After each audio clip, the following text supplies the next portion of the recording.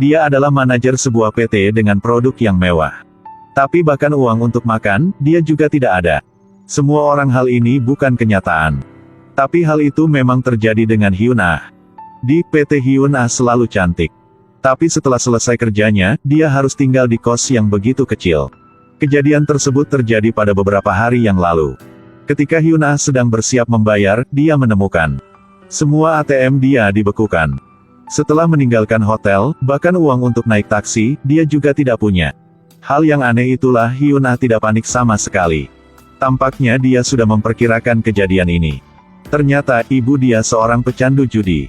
Kadang-kadang, ibu Hyun Ah akan mencari Hyun Ah untuk meminta uang. Hyun Ah sudah lama terbiasa dengan kehidupan ini.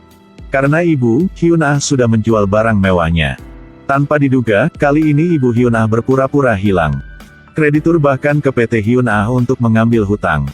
Mereka mengancam Hyun Ah bahwa jika dia tidak membayar hutang untuk ibunya, mereka akan ke PT ini setiap hari. Menghadapi kedua berandal yang begitu kasar, meski seorang yang tegas dalam pekerjaan seperti Hyun Ah juga menunjukkan kelemahan dia. Hari ini, Hyun Ah harus memeriksa barang yang tersisa di gudang. Hyun Ah kehilangan fokusnya setelah mendengar kata dari Sang Wo. Ternyata inilah warisan dari seorang jutawan yang sudah meninggal. Bahkan anggota keluarga dia juga tidak tahu seberapa banyak barangnya. Sang Wo bercanda bahwa jika mengambil sebuah barang di sini, mereka juga tidak tahu. Sudah kembali waktu kerja, Hyun Ah mengambil alasan kerja lembur. Dia sendiri ke gudang yang tadi. Hyun Ah membuka lemari aman dengan hati-hati. Lalu Hyun Ah pikir sangat lama, kemudian, dia masukkan barang yang mewah ini ke tasnya. Lalu, Hyun Ah bergegas kembali ke ruang kerja. Tapi Hyun Ah menemukan setiap barang dipasang alat aman dari PT. Hyun Ah bergegas pergi ke kamar kerja Sung Jon. Karena hanya ada komputer Sung Jon baru bisa menghapus data yang sudah disimpan. Segalanya sedang terjadi dalam ketegangan, tapi tanpa diduga. Sung Jon sudah turun ke tempat parkir tapi dia lupa sebuah dokumen. Jadi dia kembali kamar kerja. Lalu Sung Jon sudah menemukan tindakan Hyun Ah. Akhirnya, Hyun Ah bilang kenyataan. Sung Jon memahami sifat Hyun Ah. Jadi Sung Jon memutuskan akan mengabaikan hal ini. Lalu menyuruh Hyun Ah mengembalikan barang itu. Hyun Ah menangis saat Sung Jon mau menghibur dia. Sudah kelihatan istri Sung Jon, yang bernama Jung Sun. Jung Sun belum tahu semuanya dengan jelas, dia sudah pergi. Dia tidak mendengar penjelasan Sung Jon. Hyun Ah mau menjelaskan semua untuk Jung Sun.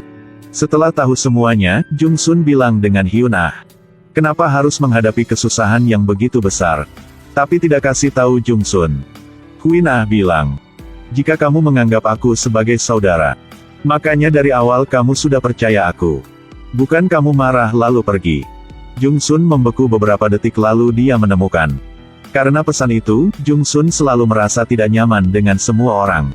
Hari berikutnya, Jung Sun memberikan uang tabungannya kepada Hyun Ah. Menyuruh Hyun Ah memakai uang ini untuk menyelesaikan kesusahan. Setidaknya, Hyun Ah harus memindah ke tempat lain. Kemudian, Jung Sun bercerita tentang pesan itu.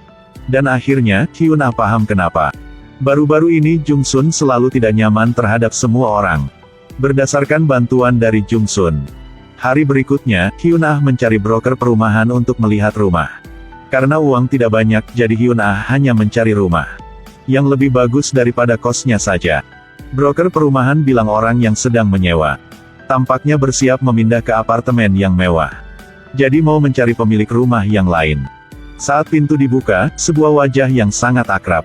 Mas sudah tiba. Segadis bahkan lipstik juga tidak cukup uang untuk membelinya. Tiba-tiba, mau pindah ke apartemen yang mewah.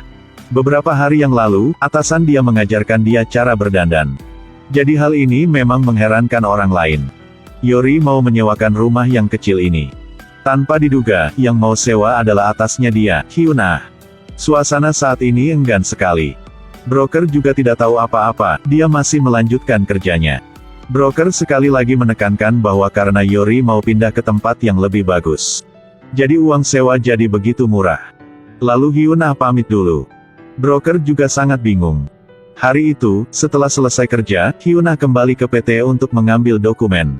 Tanpa diduga, Hyun Ah menemukan orang di PT. Di kamar kerja Sung Jon. Lalu Hyun Ah duduk di lantai bawah dan menunggu. Hyun-ah juga mau tahu siapa dengan Sung Joon. Melihat Sung Joon bermobil lalu pergi.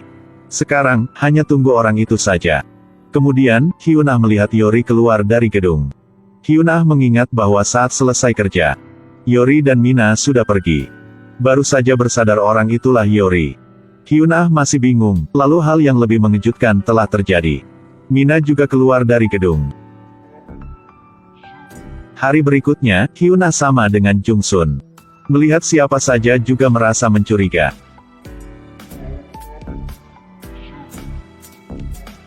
Mina adalah ibu dengan 2 anak. Setiap hari, dia sibuk kerja. Dan mengurus keluarga juga. Suami Mina seperti seorang anak.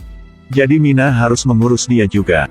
Bahkan saat anak menangis, suami juga memanggil Mina. Karena harus bertanggung jawab atas pekerjaan dan keluarga. Jadi Mina masih seorang karyawan yang biasa. Bukan dia tidak mampu. Melainkan dia sudah bercuti untuk melahirkan anak cukup lama. Tahun ini, Mina pasti harus dipromosikan. Karena PT ini ada peraturan. Jika 3 tahun tanpa dipromosi, tidak akan terus bekerja di sini lagi. Hari ini, Jung Sun mencari Hyun-ah untuk curhat. Dia membiarkan Hyun-ah melihat pesan itu. Karena hal ini, cinta antara dia dan Sung Joon sudah banyak berubah. Hyun-ah bilang jika Jung Sun masih mau hidup bersama Sung Joon, makanya jangan menyelidiki lagi. Jika sudah pikir dengan dalam dan mau berhenti, Hyun-ah ada satu cara. Setelah selesai kerja, Jung Sun sudah ke sebuah warnet. Duduk di depan layar. Dia juga memakai akun yang palsu untuk kirim pesan ke Yori dan Mina. Isi pesan itu, aku tahu rahasia kamu di PT. Jika tidak mau diungkap, jam 10 hari ini, bertemu di kamar kerja. Jung Sun sangat gelisah, dia tunggu di sebelah pintu. Saat ini, Jung Sun juga bingung. Pada jam 10 tepat, bunyi dari lift sudah membangunkan Jung Sun lagi. Mendengar injak kaki semakin dekat. Orang yang di dalam lift adalah Mina.